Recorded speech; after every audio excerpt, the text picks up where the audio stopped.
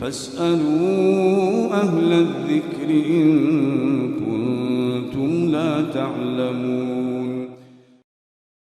بۆچی مرۆڤی باوەڕدار وەسوەسەی بۆ دروست دەبێت؟ ئێخۆ مرۆڤی باوەڕدار مەلایکەت نییە براکە.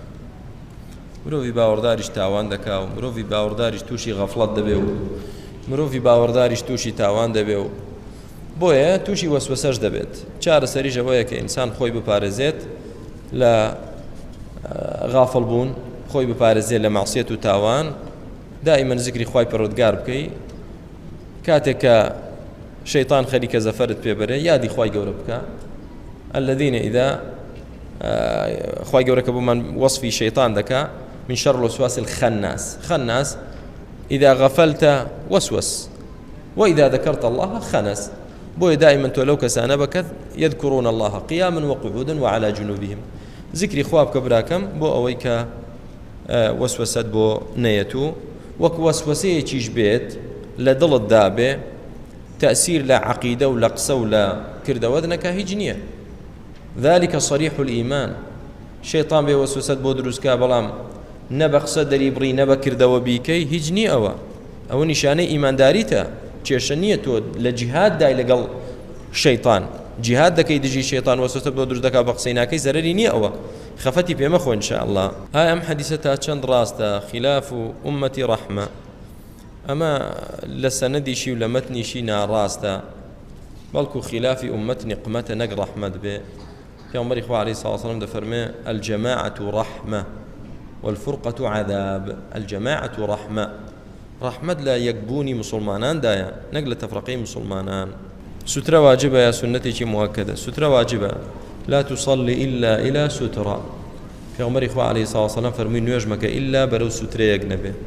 سوتراوەیە براکەم کە دەیتە مزگەوتەوە بۆ نمونە مەچوو لە ناوەڕاستی مزگەوت نوێشکەی، لە پشت پایەیەک نوێشکە، وەرە پشت دیوارێک نوێشکە، لە مسلمانێک نوێژ دەکات تۆش لە پشت ئەوە نوێشکە، نەفەرێ دانیشتۆ لە پشت ئەوە نوێشکە، لە ماڵەوە نوێژ دەکەی لە پشت دیوارێک نوێشکە. بەو شێوازە لە ناوەڕاستی مزگەوت نوێژ دەکەی خەڵک بێ و بڕوا ئەو مخالفی سنەتە و مخالفی ئەمری پێغەمبەر عەلەیهی سەڵاتو وسەلام. ئێمە دەزانین نوشتە حرامە، بەڵام هەندێک جار کەسێک نوشتە دەکات کارێک بۆی جێبەجێ دەبێت. چۆن ئەمە جێبەجێ دەبێت؟ براکەم هەندێک جار قەدەری خوای گەورە لەسەر لەگەڵ دیاردەیەکی شیرکی بەیەکەوە دێتە جێ. تۆ وا دەزانی ئەوە بەهۆی شیرکەکەوەیە، بەهۆی کوفرەکەوەیە. ئەوە نییە.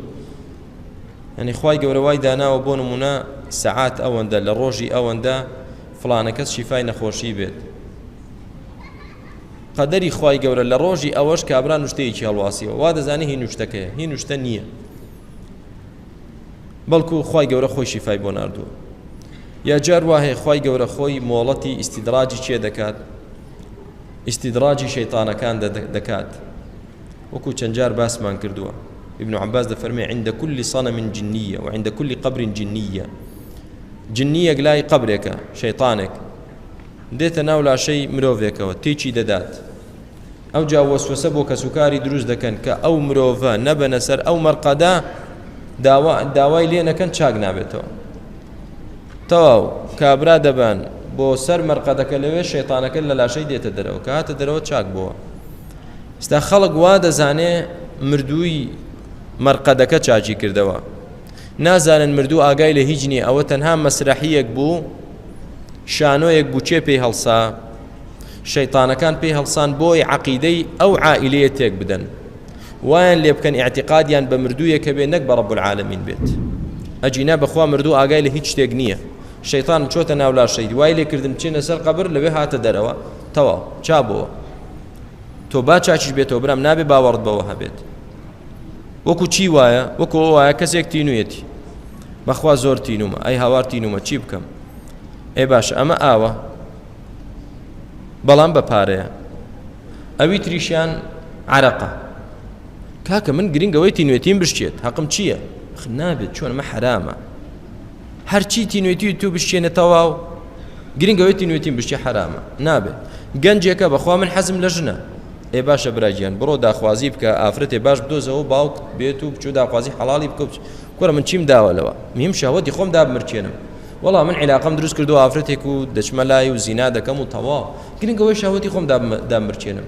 گرنگەوەیە گرنگ نەتیجە نییە برام گرنگ بڵێ من گەیشتمە و نەتیجەی کە دەمەوێت نەتیجەکە تەواو هاتەجێ چوم زینام کردو هاتەجێ نەتیجەکە گرنگ نەتائیج نییە برام ئەو نەتیجە چۆن هاتەجێ گرنگەوەی تۆ تێراو بیت چی مەشروب خۆیتەوە شەهوەتت دابمەرچێتەوە بچی زینا بکەی وڵاتیە جنەکە لە لاشەی هاتە دەرەوە چووی بردە سەر قەبر و تووشی کوفر و شیرکت کرد گرنگەوە نییە گرنگەوەی تۆ تووشی کوفر نەبی تووشی بێشەرعی نەبی تووشی حرام نەبیت دەبێ بزانی ئەو کاری دەکەی بێشەرعی نییە وەڵا خۆ ئێمە دەزانین نوشتە حرامی شە بەخوا بەڵام چی بکەین چارمان نییە ئەزانین چوونە سەر مەرقەد بەخوا دروستیش نییە و بیستوشمانە بەڵام چارمان نییە بۆ چارت نییە مەگەر خوا نەماوە ئەی ئەم خوایە هەموو شتێکی بەدەست نییە بۆ داوا لە خوا ناکەیت هیچ سیقەی بەخوا نییە ئەبەدەن یەک لە سەتا یەک سیقە و متمانی بەخوای گەورە نییە سیقەی بە شەیطانێکە سیقەی بە دەجالێکە بچێتە لای بە سیقەی بەخوای گەورە نییە ئەمە تووشی کوفر و شیرک بووە بۆیە ئینسانی مسلمان دەبێ عەقیدەی پاک بێت عەقیدەی تەوحید بێت ئەو جار لەولا شەو بێ خوایە تۆ بە ئەستەغفیرڵڵاه جا نوێژ دەکەم بەخوا نوێژ لە تۆ قبوڵ ناکرێت تۆ کافر بوویت سوێن بە رب العالمین بنص حديث صحيح مسلم من أتى عرافا أو كاهنا فصدقه بما يقول فقد كفر بما أنزل على محمد في عمر إخوة عليه الصلاة والسلام دفرمي هر كسي بيت لا أوانا فال قرونا زانم أو دجالانا باوريان بيبكا أو كافر بو قرآنيك بو محمد هاتو تخوالو كافر بو توا پێوتراوە نابێت خوشتی بەڕێز برای بەڕێز نابێت بچیتە لای ئەمانە نابێت بچیتە سەر قەبر و هانای بۆ بەریت و داوای لێ بکەیت قەیچێکە بام جارە بچین چارمان نییە چۆن چارت نییە ئەی مەگەر خوا نییە رب العالمین نەیفەرموو داوام لێ بکەن وەڵامت دەدەمەوە وإذا مرضت فهو يشفين خوای گەورە شیفات بۆ دەنێرێ نە متمانەی بە خوا نییە متمانەی بە دەجالێکە بە شەیطانێکە بە ساحیرێکە بە قەبرێکە بۆیە ئەمە لە دین دەچێتە دەرەوە پەنا بە خوای گەورە جا بەو شتانە نەخەڵەتین براکەم گرنگەوە نیە نەتیجە بڵێم نەتیجەم دەستکەوێت نەتیجە بەڵێ وڵا گەنجێ بچێت زیناش کە شەهوەتەکەی دادەمرچێت ئەوە نەتیجەی دەستکەوت بەس کاری باشی کرد یا زینای کرد پەنا بەخوای گەورە فاسألوا أهل الذكر إن كنتم لا تعلمون